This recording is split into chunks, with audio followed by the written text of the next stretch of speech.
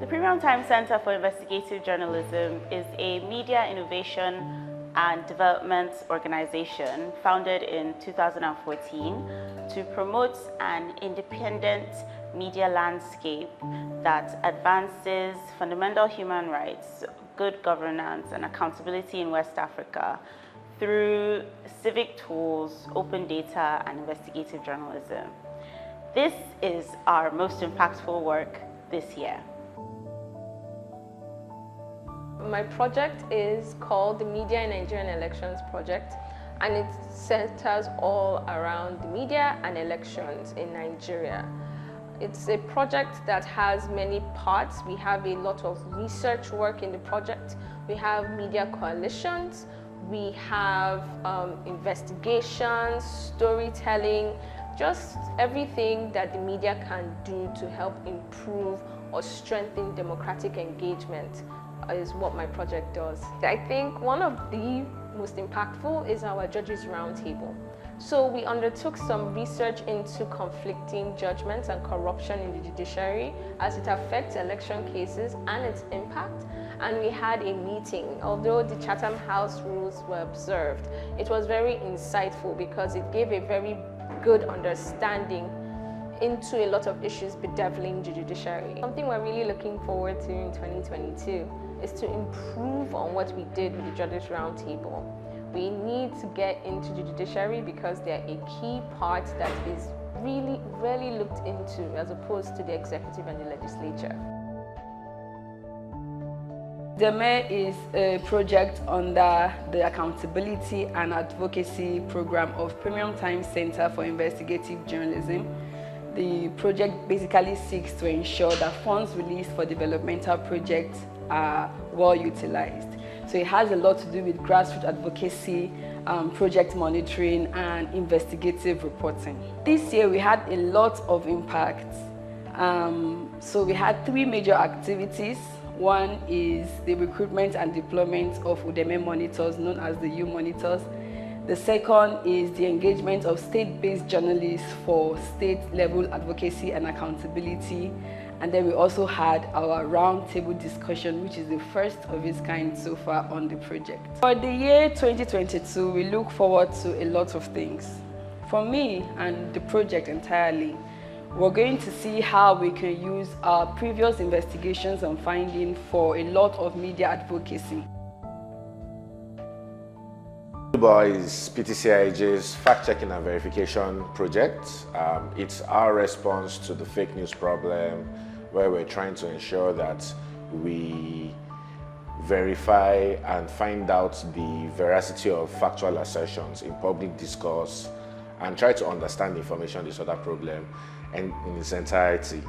And the most impactful thing we've done this year was basically taking the Gospel of Dubawa regional. We basically launched and expanded the team. We launched offices officially in Sierra Leone, Liberia, and the Gambia, which is an expansion from the 2-country focus that we had before, which was basically Nigeria and Ghana. And the launches were well received in the countries. We had ministers of information attend the ceremonies, and we've been able to form a lot of impactful partnerships in those countries.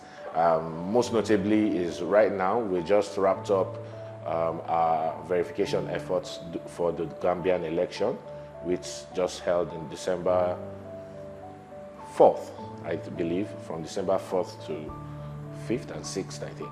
2022, we plan to, of course, deepen our collaborations, do a lot more fact-checking and a lot more research, because we have the research arm of the project, which is our Information Disorder Analysis Center.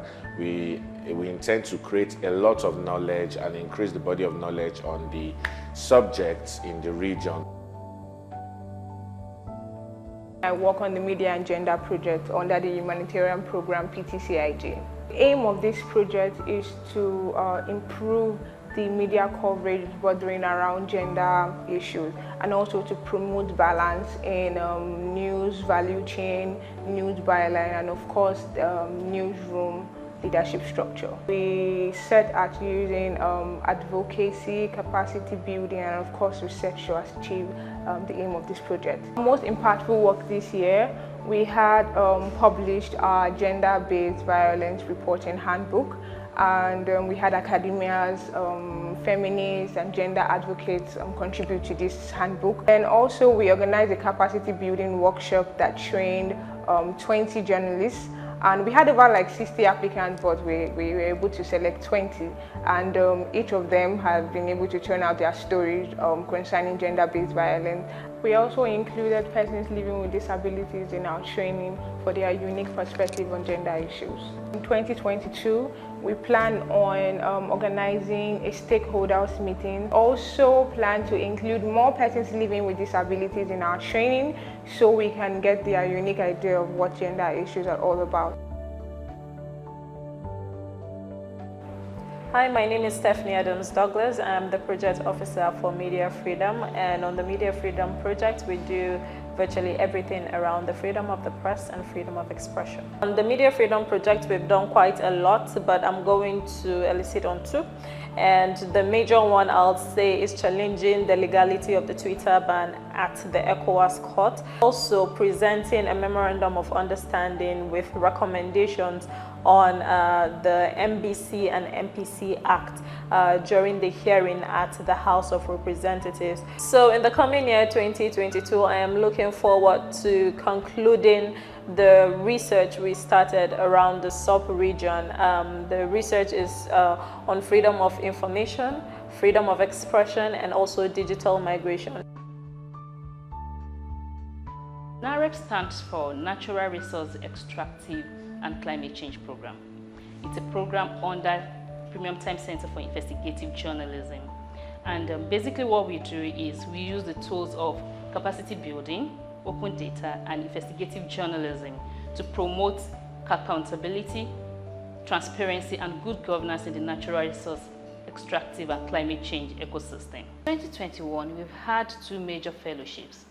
The first was the Oil and Gas Fellowship, where we had about 9 journalists. We trained about 9 journalists. And interestingly, 3 of these reports from the journalists were selected for international recognition, and they won the award in their different categories. And then also we've had the West Africa Climate Change Media Fellowship, where we had countries, 5 Anglophone countries, reporting the issues, the climate change issues in their respective countries. 2022, as part of our sustainability plan, we're planning to take the climate change conversations forward by analyzing the nationally determined contributions of these 5 Anglophone countries and how each government plans to achieve this.